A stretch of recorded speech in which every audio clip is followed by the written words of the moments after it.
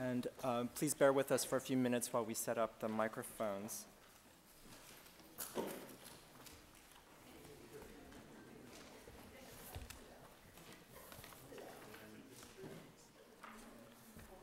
And while we're waiting, I just wanted to give you a brief introduction of Julia. Julia Bryan-Wilson is Associate Professor of Modern and Contemporary Art at the University of California, Berkeley, as well as an active art critic. Her research interests includes questions of artistic labor, gender, and handicraft. She has held grants from the Getty, the Clark Art Institute, the Center for Craft, Design, Creativity and Design, among others. In 2003, she was a predoctoral fellow at the Smithsonian Archives of American Art, researching her first book, Art Workers, Radical Practice in the Vietnam War Era, University of California Press, 2009, which was named as an outstanding academic title by Choice Magazine and a Best Book of the Year by Art Forum. For Pacific Standard Time, she was the project art historian for 18th Street Art Center's exhibit Collaboration Labs, and also a contributing essayist for the Orange County Museum of Art, Berkeley Art Museum show, State of Mind, New California Art circa 1970. She is currently teaching a graduate seminar on critical regionalism in Pacific Standard Time at Berkeley. So, are we ready? Okay. Okay. So, he's going to turn on the mic. So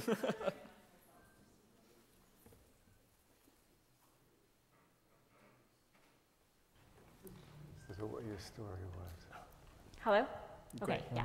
So I want to say thanks, of course, to John and Liza for inviting me. It's a real honor to be here and such a pleasure to be able to be in conversation with these three. Such an interesting panel, such a range of perspectives. So I wanted to pull out just one kind of common thread for my first question, which is geared to all of you, which is going back to George's, I think, beautiful invocation of the stained paper that was run over in the road and the kind of aesthetic quality of this object. Which connected in my mind to Suzanne, the performing archives, and the kind of the moments of the unexpected in these younger feminists discovering some of the materiality of the things that you had collected over the years. And finally, to Mario, your sort of almost elation in recreating the objects at 9 at Castelli, or the kind of the different methodology or the way of learning that was in some way experiential, of actually bodily kind of interacting with what had been just a series of black and white photographs for you. So I guess my question for all of you, thinking about those three moments, is to speak more to the question of archives, not only, as Sven very beautifully put it, as kind of regimes of knowledge and power, but also as material objects of pleasure or mystery, or the unexpected, you know, that kind of sense of kind of the opening out of the archive rather than the kind of disciplinary closing in. Yeah, open it up. They're meant to be opened up. You mean I mean, for me, the pleasure isn't the unexpected, because it's either my archive or, in the case of Capro's work, it's something that, it's not that I know it, but I can anticipate it. For me, the pleasure of the archive is its physical appearance. I think that I have lots of slides, I didn't show the video, but of these young women, sort of like their eyeball looking at something, or their hand going through and searching through the archives. And that's sort of, for me, what I liked about that project was the unknown and the kind of tricksterish. I think that's something you missed in the Askewald taping, is that there's also this element of a tricksterism in conceptual artists that often comes up. And this sort of, for me, it was very funny that both I was doing the video, and I'm not a videographer. I could barely get the video done. It was sort of like your pan, you know. It was sort of like I'd kind of sit around trying to figure out how to do the video. And this kind of informal exchange that took place, and the fact that we didn't tell them anything, you know. So they really were looking at an object and in a kind of brave way, reinterpreting it to us. So that would be the unexpected for me. But I think a lot of what I appreciate about archives is the way they look. Yeah, I don't know what to say. I mean, I think that, I mean, when I was sort of trying to think about what to show here, I think, I mean, I started to think about the idea that at the end, what I've done, I mean, the work that I've done, in a way becomes this archive, but it becomes an archive of experiences, basically, and it becomes an archive of going to places and just keep asking the same question again and again, and how that creates this sort of immaterial memory, which is the experience, of course. But some of the pleasure of your work is listening to the narrative and thinking about this very quiet, private, introspective, almost innocent, but beautifully crafted narrative that takes place. I think that is, for me, that's a pleasure. That's an aesthetic pleasure. And it's I mean, it's the stories that you could have by looking at stuff as well. George, I was curious to hear you talk a little bit more about your conversations with the Getty and how the idea of an archive of objects wasn't in the end feasible, and what happened to the objects then if they're not institutionalized here, and how, in fact, how do we define, I mean, it's an extremely permeable, I think, slippage of categories, and this is something that Suzanne, you brought up also. Like, how do we adjudicate or police the boundaries between perhaps a text-based archive that could go into a place like the GRI versus objects? Well, the objects are the three-dimensional sculptures that I make out of my archives. So they go on now as works of art. And at what point do you want to snip it off? After I'm gone, you can snip me off. But I'm still using them, and so I still intend to go into the archives and pull things out. You know, just the way you would do. Only for me, I'm looking at it as like someone else's archives. You know, at my age, somebody asked me how it feels. Like in the jazz club, there's a recording, you know, made some night. You're in the club, and you buy the record later, and you're playing it, and you say, "Hey, I was there the night that was recorded." And so people show me things like the librarian or the poet, and I say, "Hey, I was there when that was made, man." It's great. So what we have is the Guinness Book of Records for what's the fastest that you can forget something. What was the question?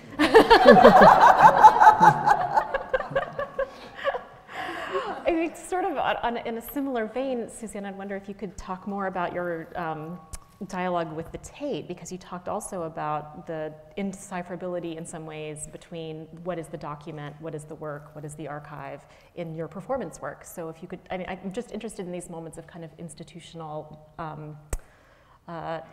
boundary making in some way. Well, I think it's not boundary making as much as struggling. And what came up in that conversation was, once I said that, you know, you sort of at this point, you're sort of for me, because I work so transiently and conceptually, it's sort of like, is the photograph of the crystal quilt the artwork? Or is the quilt itself, there is a quilt, is that the artwork? And at one point in this long list of things we were talking about, I gave them the list of a box. I said, well, and you know, there's also an archive that goes with it. And that just flipped everybody out, because they were sort of like, there's an wait, maybe you're talking to the wrong people. Maybe you ought to be talking to the archivist as opposed to the art curator. So I think for us and our generation that there's a whole lot more flexibility with and pleasure, and again, to get back to your idea of pleasure in the idea and in subverting the idea and subverting the category. But I do think it's become intensely problematic when you sell your work or give it or whatever you do to the Getty, your archives, and then you want to come in and go back into it. That, for a younger artist, would probably be complete heresy. I can't imagine an institution that would say, I will accept your archive, and by the way, you can come in whenever you want and take things out of it. So, you know. Well, it works. I just did it. I tried it. I'm saying, it doesn't. You can do nobody it. younger is going to do it, George. Well, listen, they never grew up with radio, where you had to imagine everything, and it was Fibber McGee's closet. There was this thing, you open it, and there was just like 2 minutes of bang, ding, all this stuff falling out. And so it's going to the closet. They'll go to their closet and get stuff out. Well, I don't have a closet big enough. Well, And thank these people, you know, that they're taking it all, and there's a closet, and it's there, and it's not getting rained on. Or what was it in Orange? The rats came in, the roof rats came and ran over all the boxes back and forth like this and left like a black highway. So that's not a problem. No, it's do you want to save it or not? See, the thing with when you're working like what's called performance, I don't call it that because I have friends that are actors and dancers and musicians. They work on their craft every day. I get one good line every 6 months. You know, but I would never allow any of them. Performance art club. I would never allow anyone to film them because I didn't want a camera between the audience. I'm working just for there. If you're there, you get it. Making a film is another thing. See, so what you said about, you know, documenting things was not, you know, not what it was about. I think that transformation took place around 1970, 71, when performance art became not an aspect of an ongoing practice that was more material-based, but it was itself a transient practice, and people like myself or Chris Burden only did performance. We didn't do other things. I mean, eventually Chris and Paul McCarthy, but Barbara pretty much only did performance, even though if you go back and look at it now, you'll find sculptural practices. There was a kind of a definitional shift that took place around 69, 71. That was, you could now say you're a performance artist. And like, I was really interested in what the Getty did with you in terms of the setup. So I thought about that performatively, and immediately my mind took off about, wow, what a performance this is. What setup are you talking about? The setup of a camera overhead, and a microphone, to go through, and you, and to a box. ID. To me, that's all, that's the glory of that, is that it's it a was performance beautiful. work. And then on the wall, this is in a little office, and on the wall it said, winnow, don't wallow. You know? But I would find little chunks of things. That's and words then, to the wise, remember, she was so beautiful, man. You know? Anyway. But even, you know, Suzanne, just picking up on that, even in, say, 70, 71, with you and Burden kind of really moving into a definition of performance, it's going to be about the ephemeral. Burden, especially, very conscious that everything he's creating is going to be useful as an archive later. So having the foresight to pick up, you know, keep the bullet from shoot, for example, which, you know, is now shown as, you know, its own kind of relic, as he calls it, et cetera. So I'm wondering if you could say more about that. I think he was one of the few people who did that from that era. I mean, I think people like Barbara, I've seen her archives. I think that a lot of people kept stuff, but I think keeping stuff and transforming it fairly quickly into a market environment was not something. I mean, you know, some of you might disagree, Barbara might disagree, but I found, well, once I was called to do a talk, and they said, we'll pay you $50. That was the going rate then, on performance art, and it was at a local college. And they said, can we tape record you, or videotape, or whatever? And I said, sure, why not? I don't care. And they said, oh, good. The only person that hasn't allowed us to do it is Chris Burden. I said, really? Why not?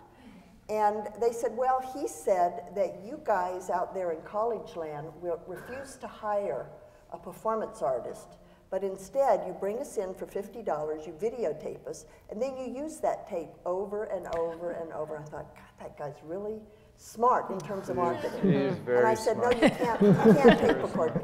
But that, if you look at Paul McCarthy, if you look at Barbara, I mean, if you look at Nancy Buchanan, if you look at a lot of people from that generation, we just sort of collected, in a sense, in the way you did.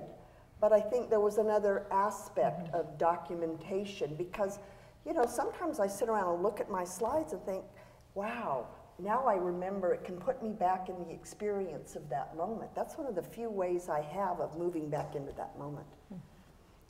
But what was the drive back then? Why did you document stuff?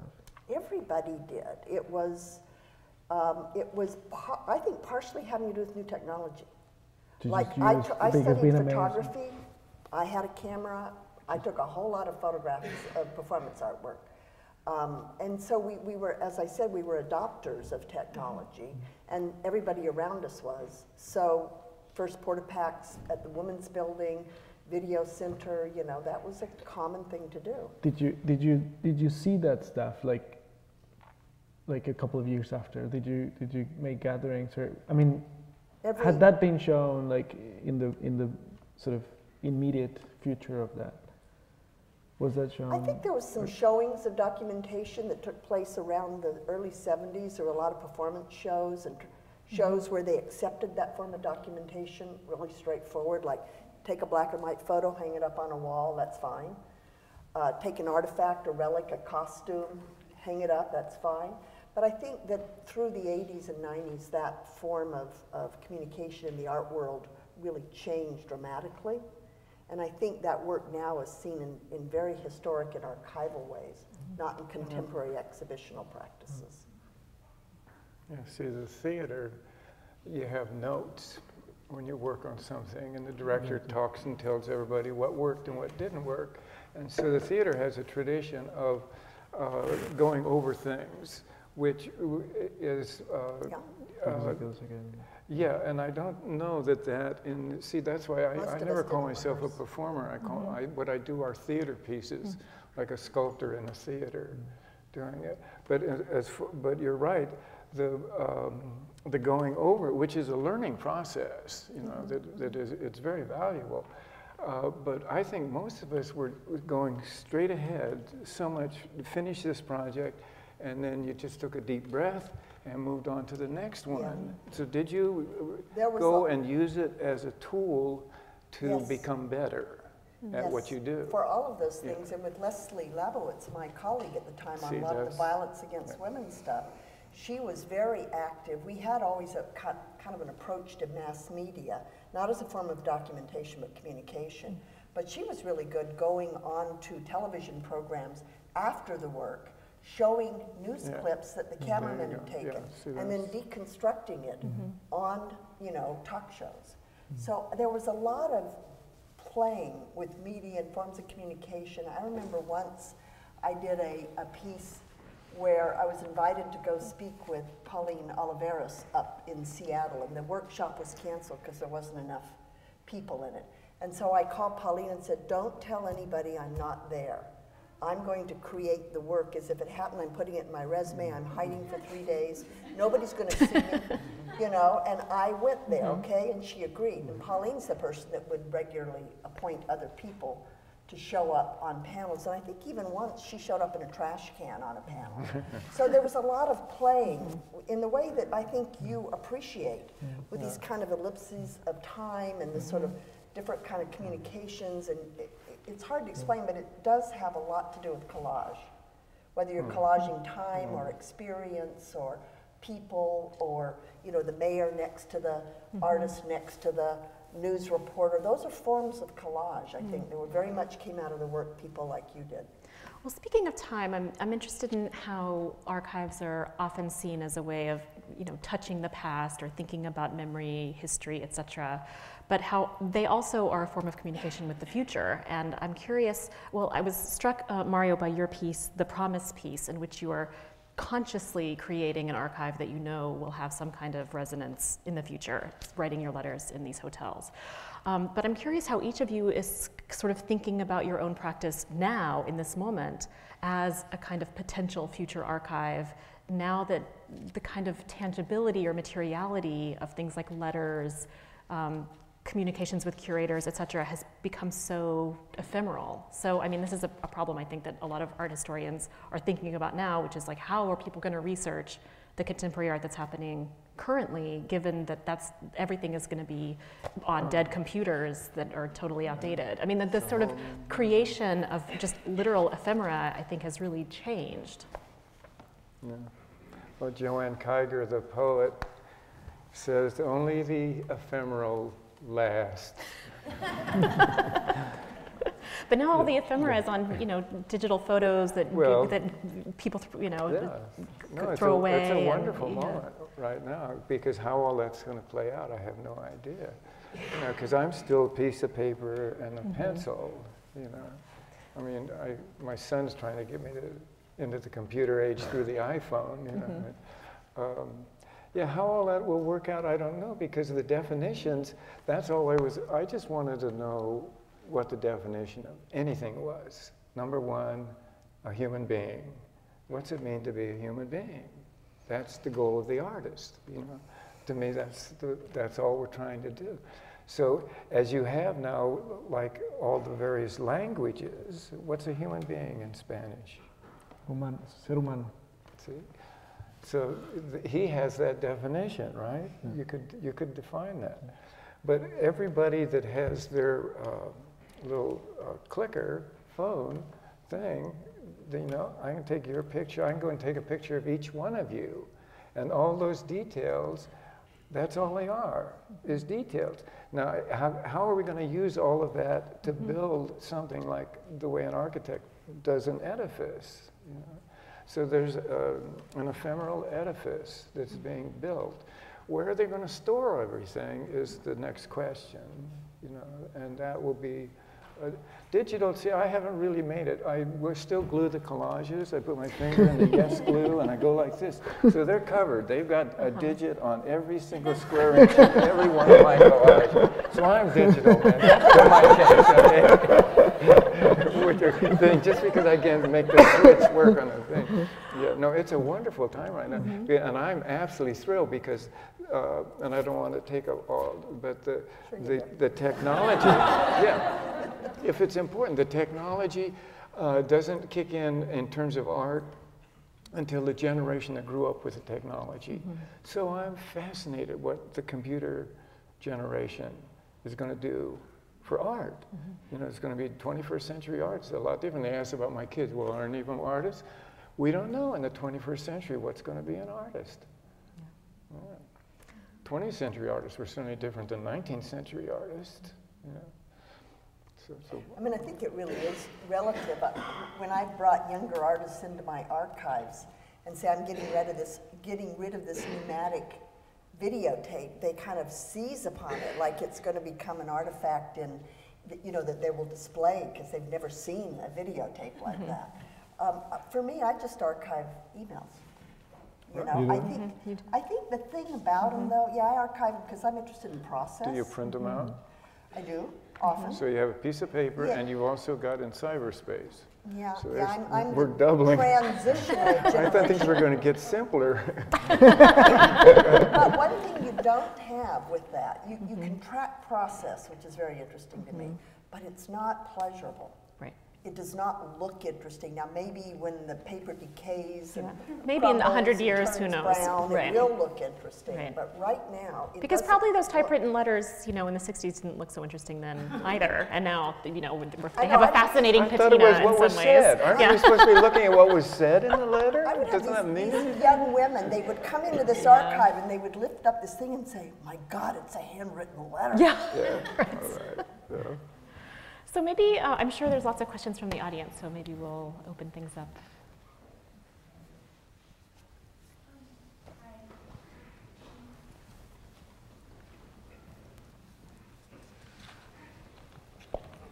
Hi, I just had a question. The time capsules of Andy Warhol keep, it's just ever since I started hearing about archive and walking in here kind of unexpectedly, I came when I was just visiting the museum, but did my thesis on David Hockney that's at the Getty Research Library and their archive cataloged and all that.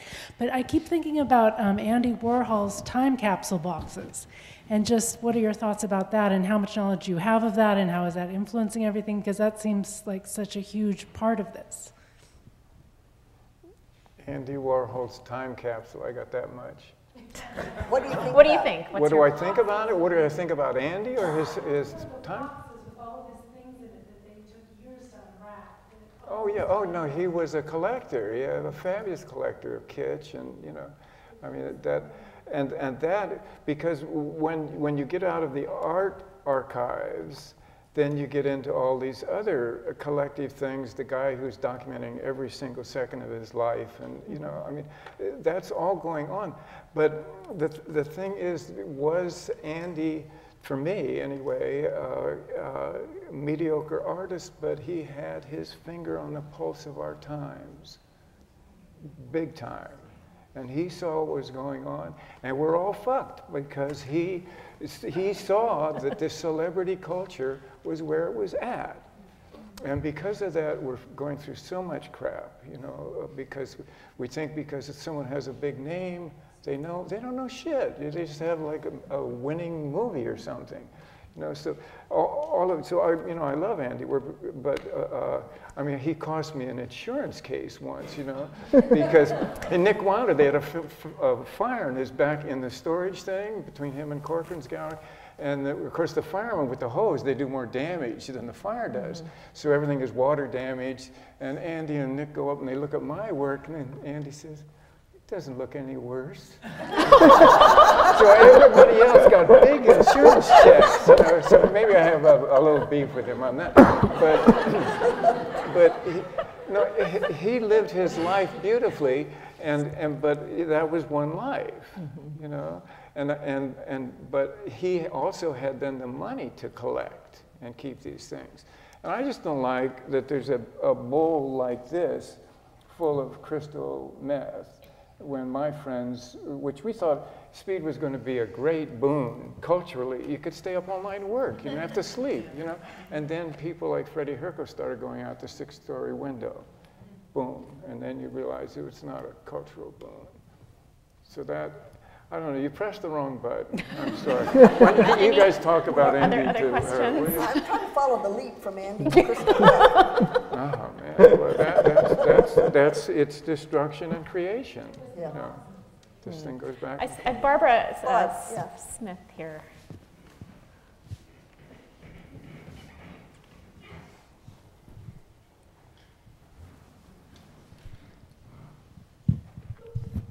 Well, this is for Mario. You know, your show, your re-showing of Bob Morris's 9 whatever artists in the Castelli Gallery, and you're redoing those artists' artworks, right? Am I right? Yeah. Well, do you have to ask permission of each of those artists to redo their work, or is that something anyone could do, or are they because you're acknowledging it, they're not forgeries, or what is? How did that work? Yeah, no, I didn't ask anybody, no. You did ask them? I didn't, no. I mean, I talked to some of them because I was in contact with, but yeah, I don't, you know, well, I don't feel like what I did is their work. In a way, it's remaking those works, but for me, they're never accurate of what they were, and they're never meant to be physically saved or anything. So I think, in a way, it's always sort of, for me, it's always a way to sort of, it's the same as some kind of documentation of, by the, I mean, I hope that when people saw those objects, you will think of what happened to be those things being made, and not to experience them as a final refined object. And so in a way, that's what I tried to do, like figure out the way to the context to be experienced as that, as something that had just happened, as a gesture, and more than as a final object. Because there's a whole thing that happens with performance art where on occasion, and maybe more often than I know, younger artists will redo one of our pieces that they learn about in school or something like that. And the question is, and in other cases, for example, someone has called me or emailed me or something and asked permission to redo it. And it's a very strange boundary line, you know, between where the appropriate boundary is actually, and what should be requested, and if it's just fair game. And I've not, my personal self, ever kind of totally figured it out, but it is an issue that's come up. Yeah, I mean, I don't know how much to say about it, but I think that in a way, I mean, it's good to hear you, but I mean, I wish you could talk more about it, really. But I think in a way, I mean, I still have to think that every time that it's presented is a different work, and I think when you talked about redoing the works, I mean, in a way, even if you redo it yourself, you know that the piece is a different piece. So in that sense, I don't have that sort of complicated relationship. In a way, I feel like even though it's some kind of, I mean, the shape of something is something that happened before, I feel like I'm still doing something totally different in a way.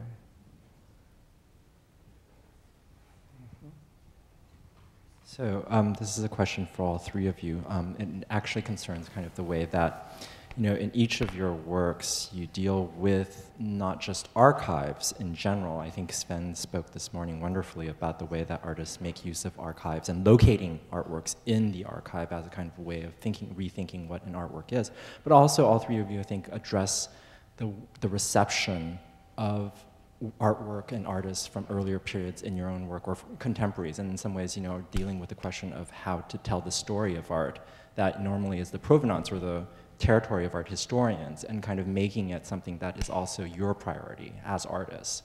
And whether, you know, Mario, in your work, which is, I think, very seriously historical and is kind of thinking about earlier moments, or, you know, Suzanne, for instance, when you were talking about Alan Capra and kind of how to reenact or kind of keep alive that kind of work, or George, you know, when you reprinted the Semina for, you know, to kind of fill in that gap. I was wondering if you could maybe speak a little about your relationship to art history and how you see your work kind of, you know, like either complementing or kind of contrasting with that in terms of thinking about that history and reception.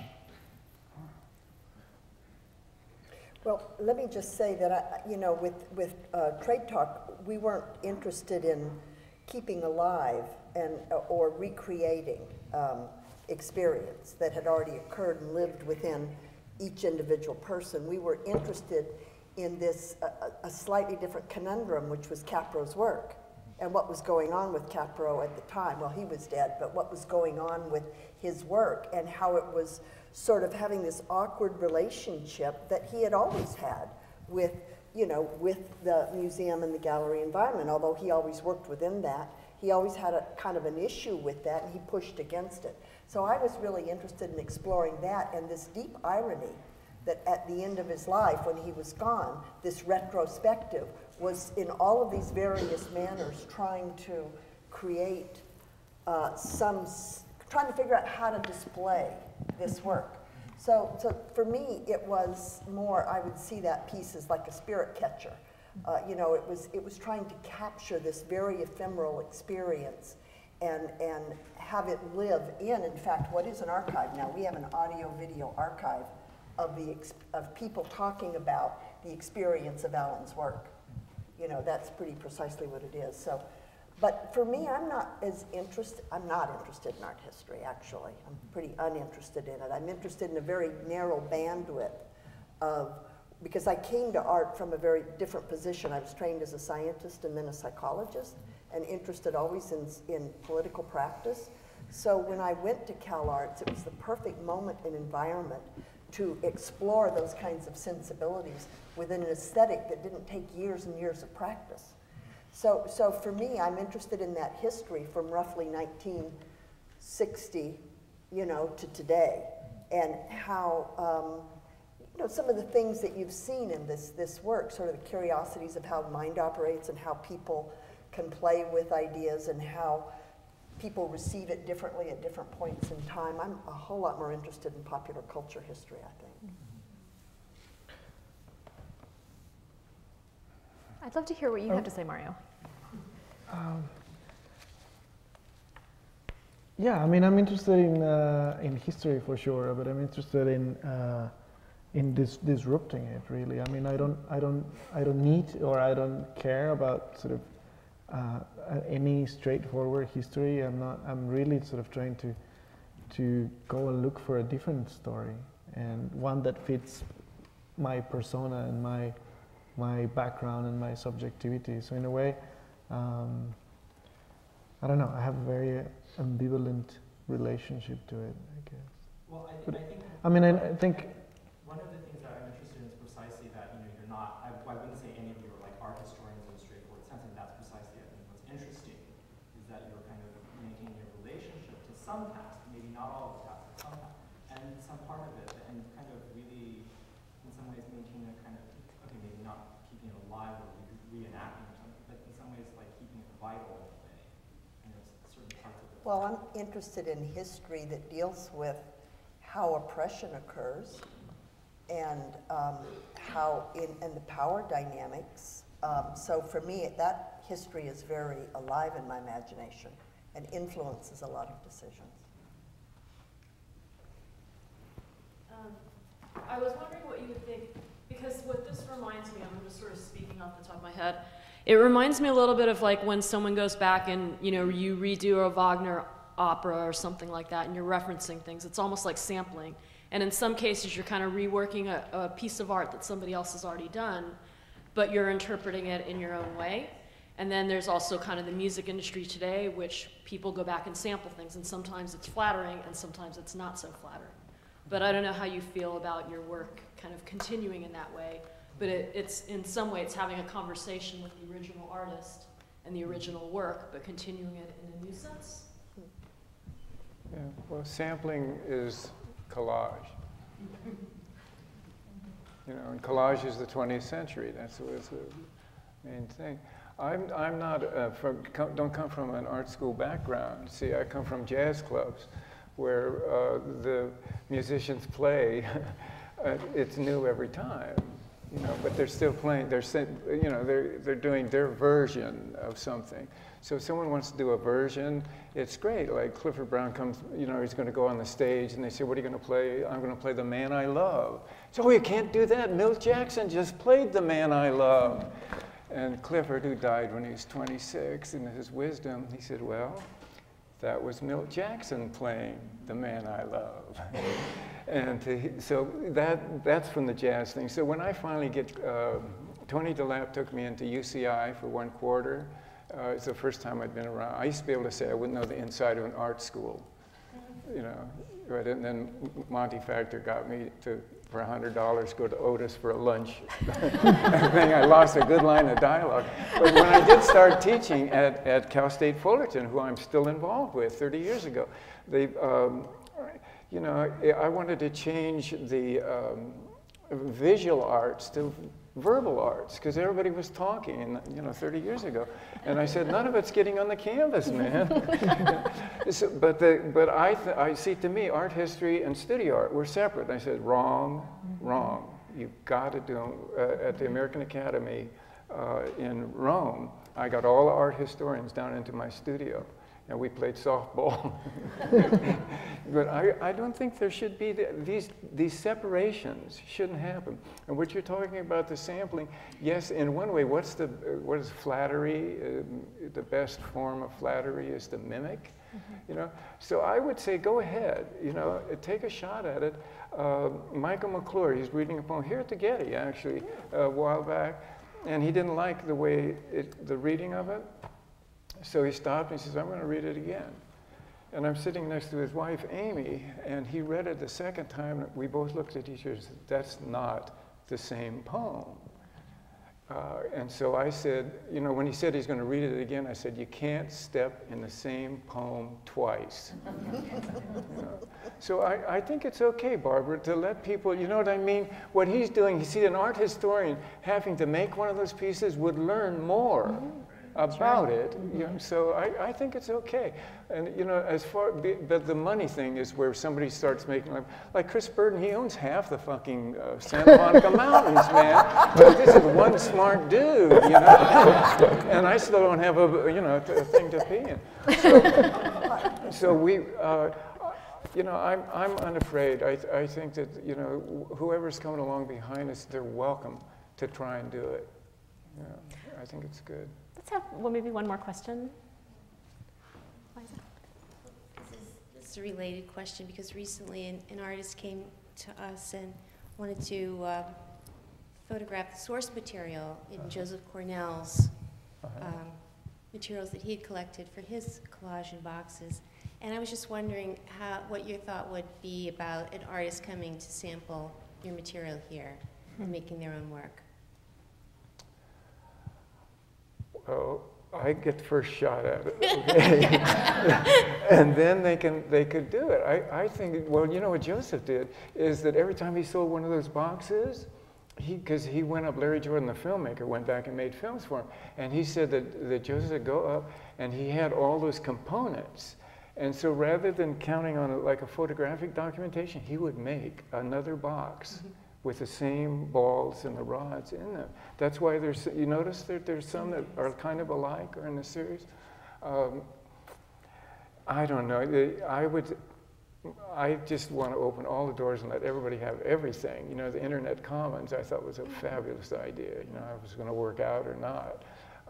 I was asked a long time ago, where would you not want your ideas to go?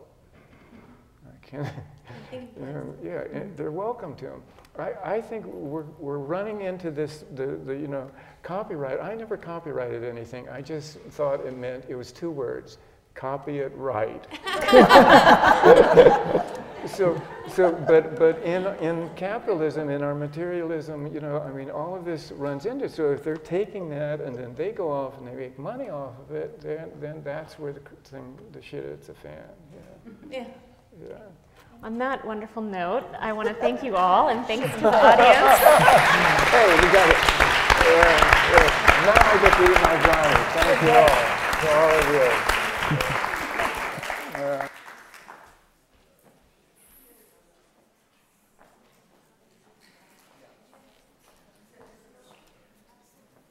Thank you, Julia, Mario, George, and Suzanne for that very lively discussion, thoughtful discussion.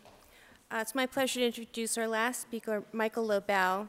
Michael is currently a visiting scholar at the Getty Research Institute. He's also a member of the Archives of American Art's National Advisory Committee, a group that gives us guidance and serves as a sounding board. Michael is Associate Professor of Art History and Director of the MA program in Modern and Contemporary Art, Criticism and Theory at Purchase College, State University of New York. He is the author of Image Duplicator, Roy Lichtenstein and the Emergence of Pop Art. This is a publication by Yale University Press in 2002. And James Rosenquist, Pop Art, Politics, and History in the 1960s, published by the University of California Press in 2009. His writings have appeared in numerous exhibition catalogs and in such publications as Art Journal, Art Forum, and Oxford Art Journal. In the spring, he'll be the Terra Foundation for American Art visiting professor at the Institut National d'Histoire de l'Art in Paris. In addition to his scholarly activities, he's a member of the board of directors of the Roy Lichtenstein Foundation. And his most recent project that he's completed is a book on early 20th century American artist John Sloan, the Ashcan School, and popular illustration. Michael is also a speaker in our first iteration of this, this symposium topic that the archives did with CUNY in New York, and it's a great pleasure to invite him back. Please welcome Michael.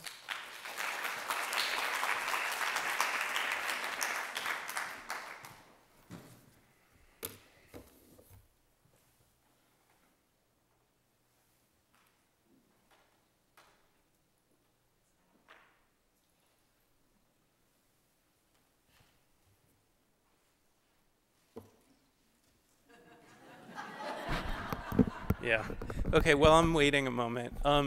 First of all, I want to thank John Tain and Liza Kerwin and the staffs of the Archives of American Art and the Getty Research Institute for putting everything together so wonderfully. I want to thank all of the speakers who have already spoken, Sven, Mario, Suzanne, and George. Whenever that comes up, we'll see. I'll wait more than a moment, you know.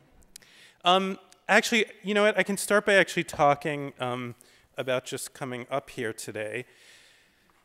I've given a lot of talks and lectures. I've taught a lot of classes. Oh yeah, and one last thing. I want to bless all of you for staying until now. Bless your souls. In fact, I really, you know, I've given a lot of talks, lectures, taught a lot of classes, and I actually really struggled with figuring out what I wanted to talk about today to kind of finish things up. It may be a really interesting talk if the images never come up on the screen. We'll see. It's warming up. So am I. I'm warming up. I really struggled with what to say. And then yesterday, in the morning, I had this moment of total panic, and I thought, okay, what have I agreed to do? What has John and Liza asked me to do? So for pretty much the first time in my career, I've agreed to give a pretty much extemporaneous response to things that have just been said. I'm going to do it at the end of the day, right? After 5, with actually a projector that's just warming up, when most of you I know either want to be checking your iPhones, heading to your cars, or both at the same time, right? And, okay, as if that's not bad enough and difficult enough, I have to follow a panel of totally scintillating artists, right, who have had just a totally charming and engaging conversation. So it was a very difficult kind of decision to make. What am I going to say? And I had a number of things that I thought about actually talking about today, which I can't really talk about because the projector's just warming up. Do we think it's going to come up eventually? Okay. Now actually, so I said I started panicking yesterday. I'm panicking again. I'm feeling actually very similar experience to what I was feeling yesterday. You know, I could start talking about my anxiety I'm feeling right now, right? That wouldn't be so interesting. I actually thought of a number of different things that I could talk about today and a number of different ways I could actually start approaching the material. If we could maybe at least start getting the lights down so I'm not like totally on the spot, that would help. I mean, even if the projector's great, okay. Now it's dark. I see the images on my screen. Oh, I could. So do we think it will come up? Yeah. Okay. Well, I should sort of try to be spontaneous, right? I gave a talk. Okay, I'll try that. Oh, you know what? Actually, I can start talking about something else as we wait for the projector to warm up. I just actually want to start out by saying. Oh, awesome, thank you. But I actually want to start out by saying this, which is I am deeply, deeply engaged with archival research as a scholar. It's something that I really enjoy doing. In fact, a couple of weeks ago, I had a discussion with Lucy Bradnock and Rebecca Peabody here at the GRI about a project that they're working on about the British critic, or originally British critic, Lawrence Alloway.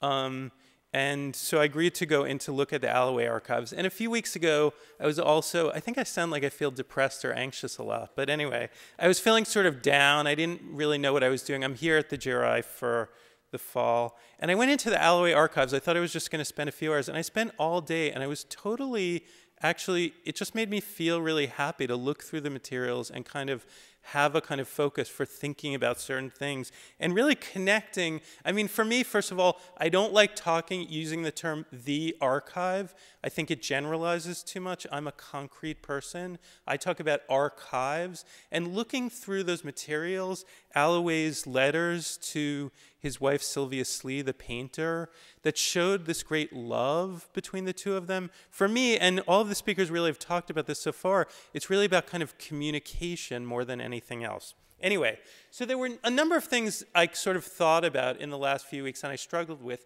Well, how can I kind of approach this material this afternoon?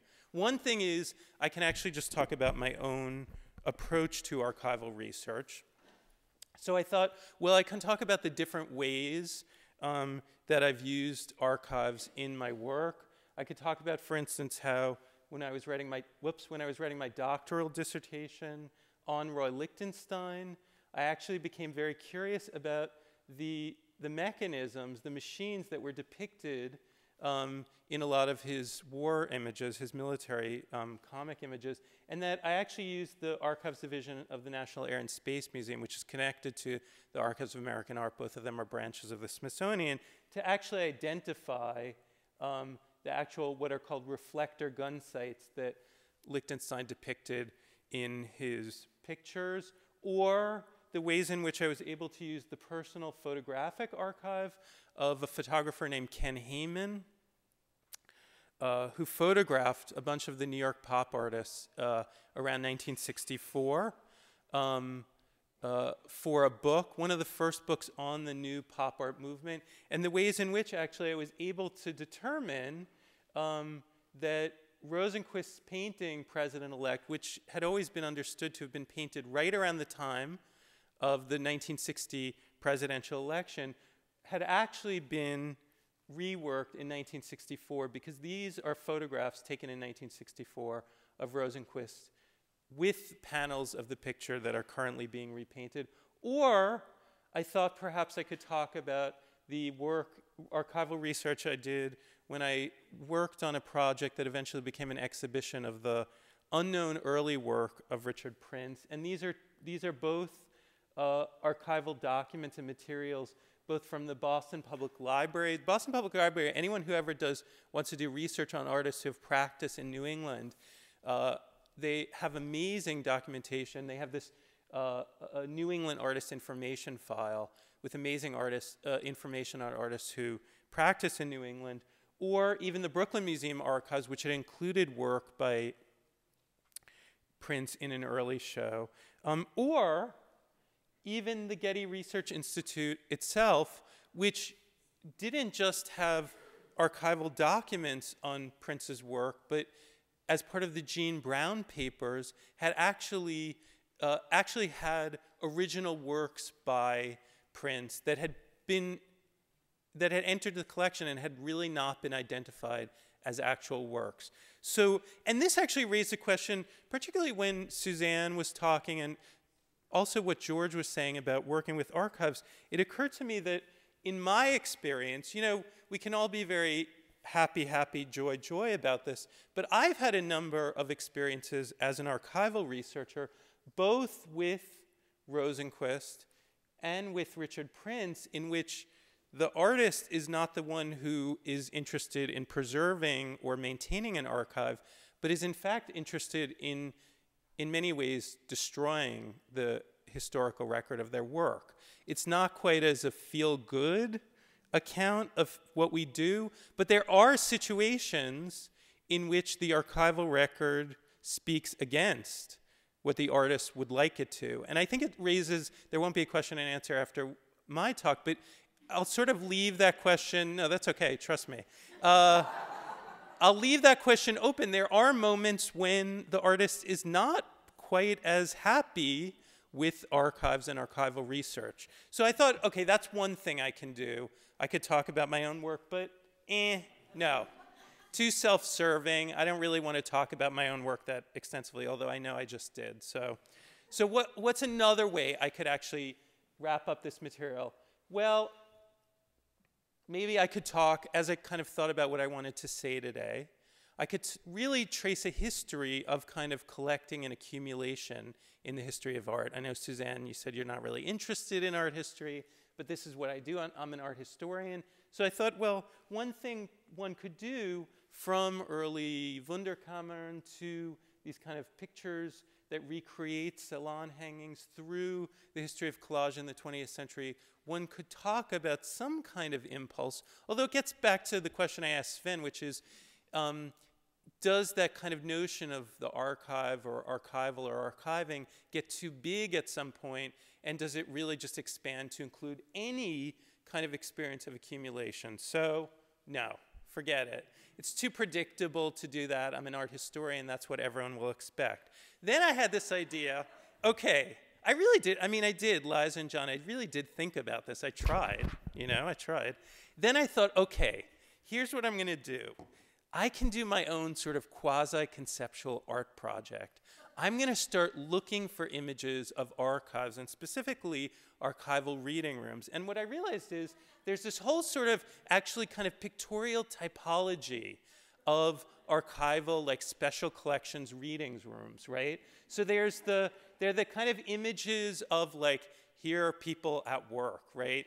We're working. Here we go, at work in the archival reading room. Right? So that's one sort of typological image, people working diligently. These are kind of the normative images. These are what I think archives and special collections want to show us, like people at work.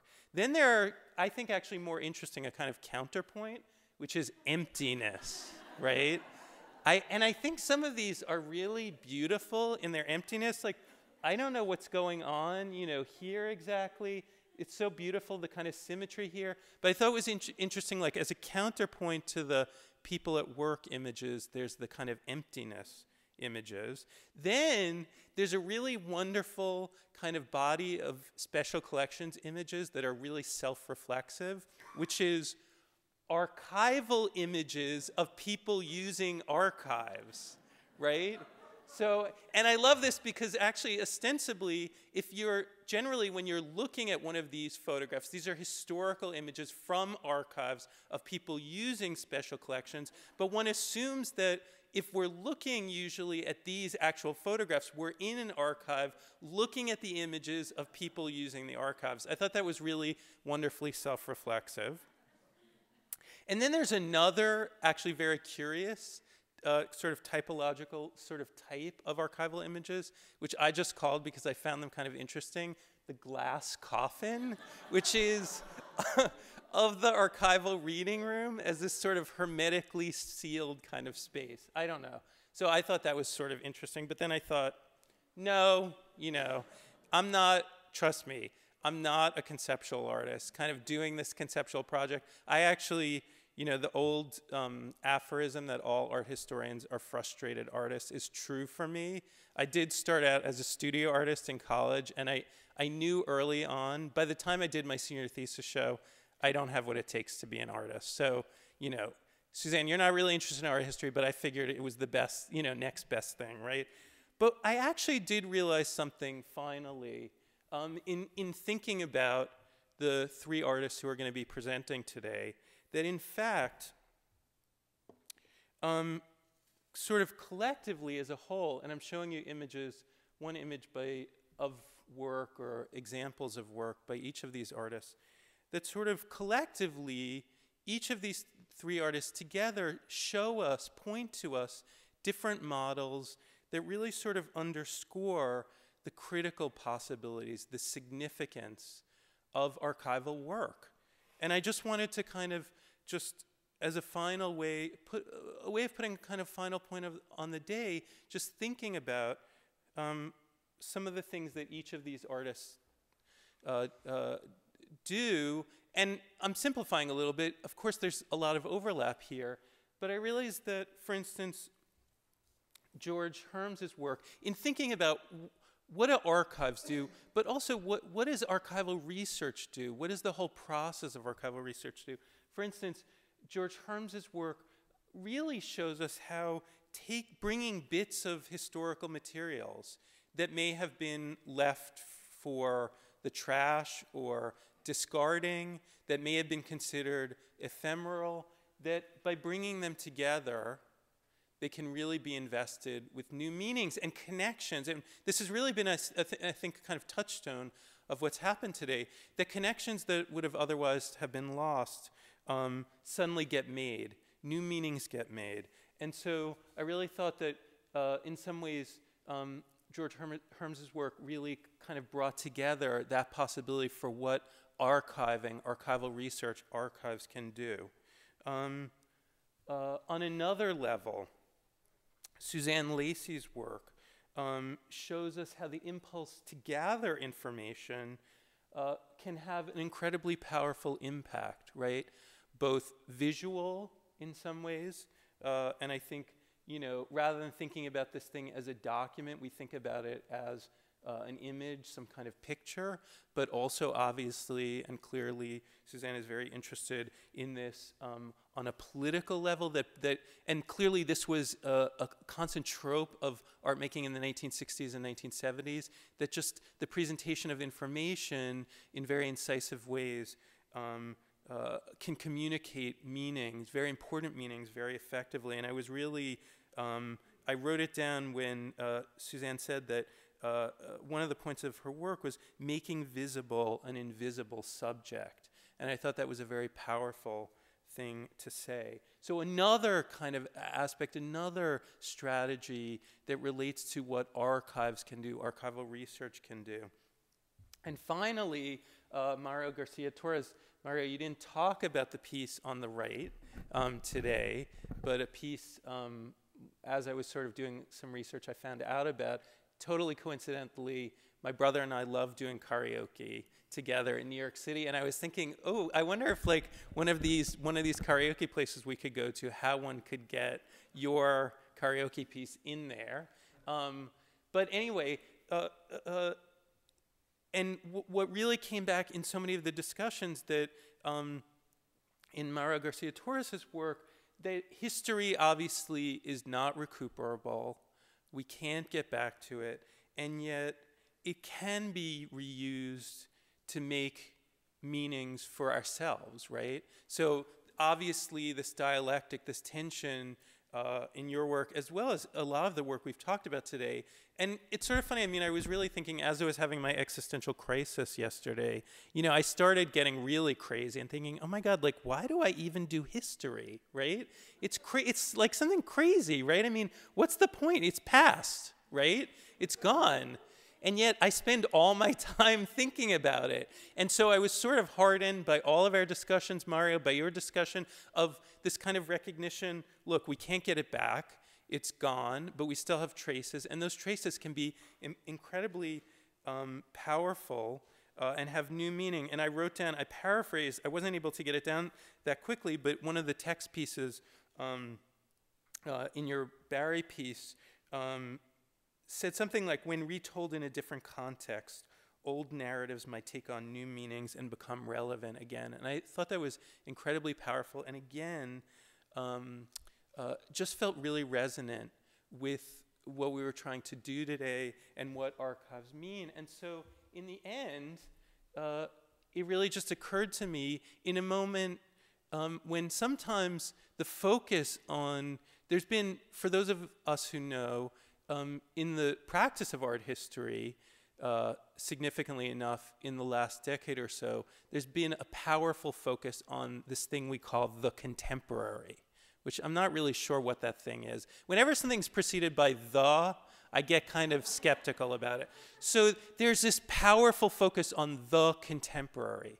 And some of my friends in big doctoral programs say that there are huge percentages of students, sometimes 60, 70% of incoming students, students who are applying to these programs want to focus on the contemporary.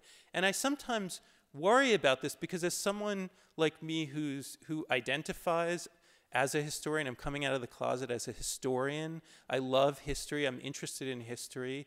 And as someone who really, I get pleasure. I mean, Julia, you talked about pleasure, right? And it's something we don't talk about enough. Out of doing archival research and doing historical research, I sometimes worry that the kind of engagement with history and archives and archival research is sometimes lost in contemporary art historical practice in this focus on the new, right, and the present. And at the end, I realized that the one thing I just wanted to do to end the day was actually just to thank the artists for providing us kind of models for how archival research and the kind of practice of archiving can be very powerful and very current, very compelling, and very useful to what we want kind of to do today. Thank you.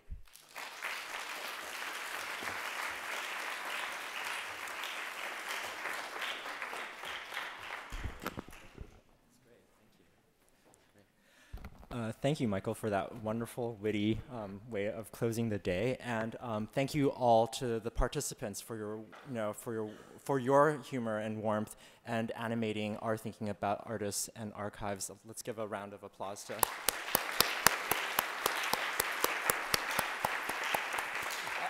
And now I'd like to welcome those of you who are still here with us to join us in the lobby for a reception. Thank you.